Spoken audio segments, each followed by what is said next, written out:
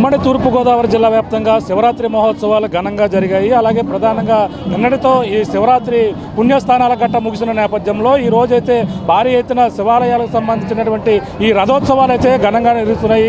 కన్నుల పండుగగా ఈ ఉత్సవం అయితే భారీ ఎత్తున ప్రతి చోట జరుగుతుంది. అలాగే ఉమ్మడి తూర్పుగోదావరి జిల్లా నుండి పంచారామ క్షేత్రాలతో పాటు దక్షిణ కాశీగా విరచిస్తున్నటువంటి పిఠాపురం పాదగయ పుణ్యక్షేత్రం సంబంధించిన ఉమాకుక్కుటేశ్వర స్వామి యొక్క రథోత్సవ వేడుకలు అయితే కన్నుల పండుగ కూడా జరుగుతున్నాయి. ఇప్పుడైతే ప్రధానంగా స్వామి అమ్మవార్లు ఊరేగించేందుకు ఈ పిఠాపురం పాదగయ పుణ్యక్షేత్రానికి సంబంధించినటువంటి ఉమాకుక్కుటేశ్వర స్వామి యొక్క రథోత్సవాన్ని మనం చూస్తున్నాం. ఎంతో అద్భుతంగా రథాన్ని అయితే ఇక్కడ తీర్చిదిద్దారు, అలంకరణ చేశారు. అలాగే గత కొన్నాళ్ళ నుంచి కూడా ఎంతో చరిత్ర కలిగినటువంటి పిఠాపురం పాదగయ పుణ్యక్షేత్రానికి సంబంధించినటువంటి రథోత్సవం ప్రతి ఏటా కూడా కన్నుల పండుగ కూడా నిర్వహిస్తుంటారు. మనం చూస్తున్నాం ఈ యొక్క పిఠాపురం పాదగయ నుంచి అలాగే అమ్మవారిని అలాగే ఈ యొక్క ఉమాకుక్కుటేశ్వర స్వామి రాజరాజేశ్వరి అమ్మవారిని ఇద్దరిని కూడా ఆ యొక్క పల్లకిలో తీసుకుని వస్తారు. పల్లకిలో పిఠాపురం పాదగయ పుణ్యక్షేత్రం నుండి ఇక్కడ ఏదైతే ప్రధానంగా ఉన్నటువంటి స్వామి అమ్మవారిని రథోత్సవంలో ఊరేగించేందుకు భారీ చూడవచ్చు. అత్యంత ఉత్సాహంతో అలాగే కేరళ డప్పుల వాయిద్యాలతో ఇక్కడ మొత్తం అంతా కూడా సందడి చేస్తూ స్వామి అమ్మవారిని ఊరేగింపుగా అయితే తీసుకొచ్చినటువంటి దృశ్యాలు ఇక్కడ ప్రధానంగా కనపడుతుంది. అలాగే పల్లకిలో అమ్మవారిని యొక్క పిఠాపురం పాదగయ నుంచి అక్కడ నుంచి పల్లకిలో ఊరేగింపు తీసుకుని వస్తారు. మొదటగా అక్కడ ఉన్నటువంటి ఆలయ సిబ్బంది స్వామి వారిని అక్కడ పల్లకి మోసుకుని వస్తారు. అక్కడ నుంచి సాంప్రదాయంగా వస్తున్నటువంటి పిఠాపురం ఏదైతే ఉందో పిఠాపురం పుణ్యక్షేత్రం సంబంధించినటువంటి ప్రధానంగా ఆలయం సంబంధించినటువంటి రథాన్ని అయితే మనం చూస్తున్నాం. రథం కన్నుల పండుగ ఉన్నటువంటి రథోత్సవం అయితే చూస్తున్నాం.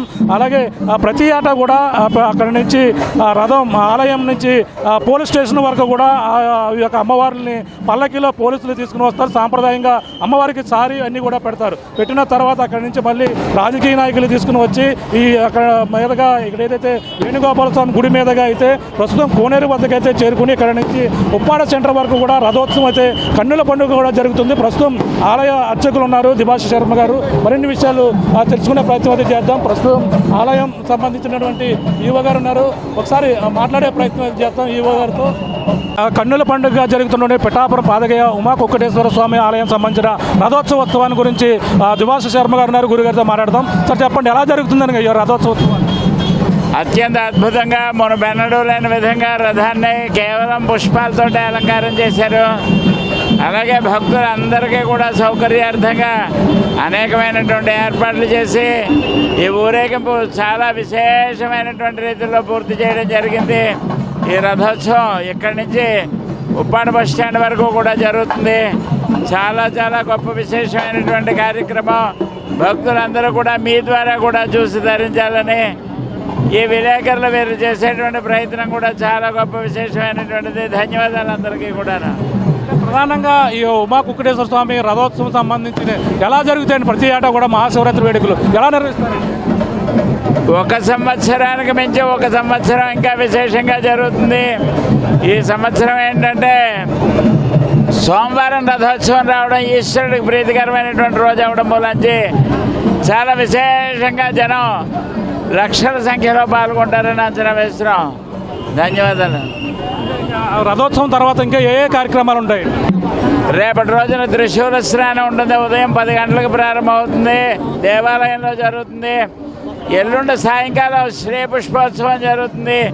దంపతి తాంబూలాలు ఇస్తారు. సుమారు 5,000 మందికి దంపతి తాంబూలాలు ఇవ్వడానికి కూడా ఏర్పాటు చేసి ఉన్నారు. మహాశివరాత్రి వేడుకలు ముగుస్తాయండి బాబు? తప్పనిసరిగాను బుధవారంతో కార్యక్రమాలన్నీ పూర్తవుతాయ్యా.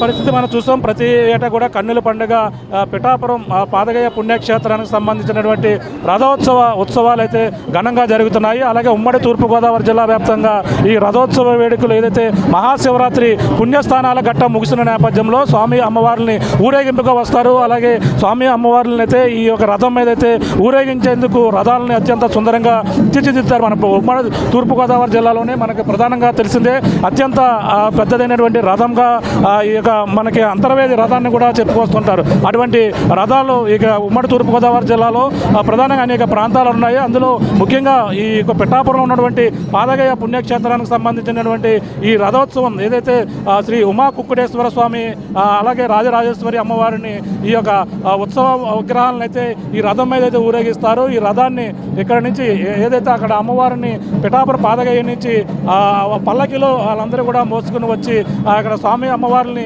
ఇక్కడ కోనేరు ఏదైతే ఉందో ఈ కోనేరు వరకు కూడా తీసుకుని వస్తారు. ఇక్కడ నుంచి రథం అయితే ఉప్పాడ సెంటర్ వరకు కూడా తీసుకుని వెళ్తారు. అక్కడ ఉప్పాడ సెంటర్లో అలాగే కనివిని ఎరిగినటువంటి ఇక్కడ మహాతీర్థాన్ని కూడా జనం అయితే తరలి వస్తారు. ఈ రథోత్సవ అనంతరం కూడా ప్రధానంగా భారీ ఇక్కడ బాణసంచ కార్యక్రమం కూడా ఉంటుంది. ఆ కార్యక్రమాన్ని చూసేందుకు దూర ప్రాంతాల నుంచి వస్తారు. ఎంతో విశిష్టతగా ఈ యొక్క పిఠాపురం జరిగేటువంటి ఈ మహాశివరాత్రి ఉత్సవాలతో పాటు ఈ మహాశివరాత్రి రథోత్సవాన్ని అయితే ఎంతో కన్నుల పండుగగా వీక్షించేందుకైతే భారీ ఎత్తున అయితే జనం అయితే తరలి వస్తున్నారు. ప్రధానంగా చూస్తాం వచ్చినటువంటి భక్తులకు ఎటువంటి అసౌకర్యం కాకుండా ఎటువంటి అవాంఛనీయ సంఘటనలు జరగకుండా భారీ బందోబస్తు కూడా ఏర్పాటు చేశారు. భారీ బందోబస్తు మధ్య పోలీసులతో పాటు భారీగా ఎటువంటి అవాంఛనీయ సంఘటనలు జరగకుండా భారీగా పోలీసులు అయితే గత 3 రోజుల నుంచి కూడా ఇక్కడ ఏర్పాట్లు అయితే చేసినటువంటి పరిస్థితి ఉంది.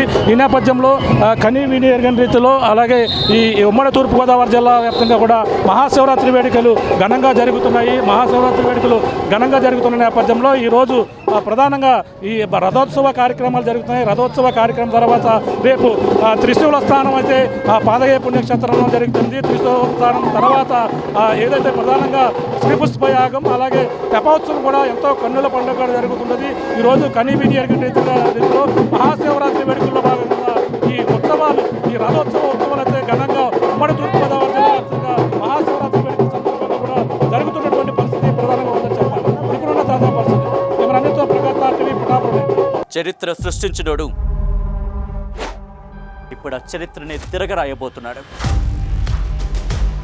అబద్ధాల గోడల్ని బద్దలు కొట్టి నిజాలను రాగా మీ ముందుంచబోతున్నాడు. నిజమైన వార్తల కోసం వెంటనే డౌన్లోడ్ చేసుకోండి రా యాప్ని.